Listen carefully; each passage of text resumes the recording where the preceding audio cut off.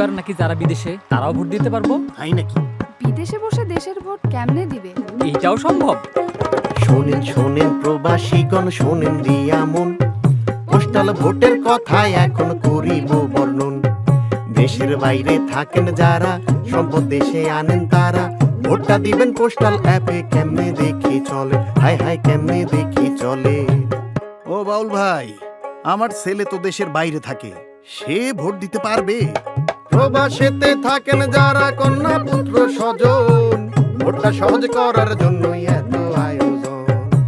আপনার স্মার্টফোনের play store বা অ্যাপ স্টোরে গিয়ে পোস্টাল ভোট বিডি লিখে অ্যাপটি ডাউনলোড করতে হবে। অ্যাপ খুলে রেজিস্ট্রেশন বাটন চাপুন। আপনি যে দেশে বর্তমানে অবস্থান করছেন তালিকা থেকে সেই দেশটি বেছে নিন। অবস্থানরত দেশে ব্যবহারকৃত নিজের মোবাইল নাম্বার উল্লেখ করতে হবে। নির্ধারিত জায়গায় নাম্বারটি টাইপ করুন। কিছুক্ষণ অপেক্ষা করলে উক্ত নাম্বারে একটি ওটিপি আসবে, সেটি দিয়ে নম্বরটি ভেরিফাই করুন। সবশেষে একটি পাসওয়ার্ড সেট করুন।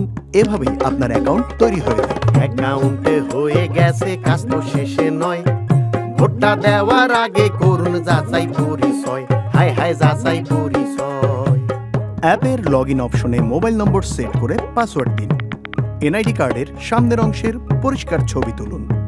পর্যাপ্ত আলো আছে এমন জায়গায় দাঁড়িয়ে মোবাইল অ্যাপের নির্দেশনা অনুযায়ী লাইভলিনেস চেক করে সেলফি তুলুন। মনে রাখতে হবে, এ সময় মুখে মাস্ক, চোখে চশমা বা মাথায় টুপি রাখবেন না। পাসপোর্টের প্রয়োজনীয় তথ্য দিন, না থাকলে চেকবক্স টিক করুন। যে ঠিকানায় ব্যালট পেতে চান তার পূর্ণ ঠিকানা সাবধানে পূরণ করুন। ভুল ঠিকানা দিলে ব্যালট হাতে পাবেন না। সকল তথ্য সঠিক দিলেই কেবল নিবন্ধন সম্পন্ন হবে। যদি নিবন্ধন কোনো কারণে সম্পূর্ণ না হয় তাহলে কি হবে? যদি আপনার নিবন্ধন সফল না হয় তাহলে নির্বাচন কমিশনের নির্ধারিত পদ্ধতিতে নিবন্ধন প্রক্রিয়া সম্পন্ন করা হবে। যদি কোনো প্রকার ত্রুটি কিংবা ভুল ইনফরমেশন পাওয়া যায় তাহলে নিবন্ধনটি বাতিল করা হবে। সবাই পাবে ভোটের সুযোগ, বাইরে কিংবা ঘরে। চলেন দেখি কি হয় এইবার নিবন্ধনের পরে, হাই হাই নিবন্ধনের পরে।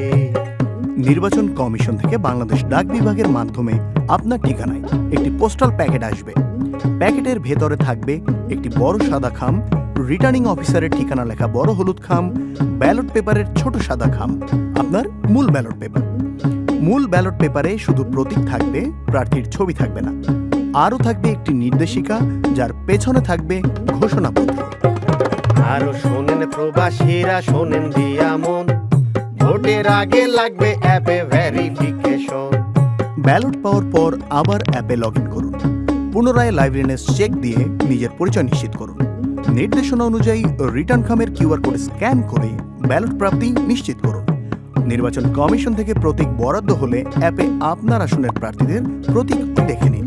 পছন্দের প্রার্থীর প্রতীকের পাশে দিবেন একটা টিক, পাশে দিবেন একটা টিক। ভোটটা বাতিল হবে যদি চিহ্ন থাকে একাধিক। ও বাউল ভাই, আর কি আছে বাকি? নির্দেশিকা দেখে ঘোষণাপত্র পূরণ করে শেষে সাইন দিন। তথ্য যেন সঠিক থাকে তা আবার দেখে নিন।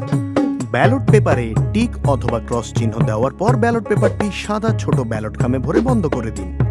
এরপর ঘোষণাপত্র পূরণ করে ব্যালট খাম সহ বড় হলুদ খামে ঢুকিয়ে খাম বন্ধ করুন।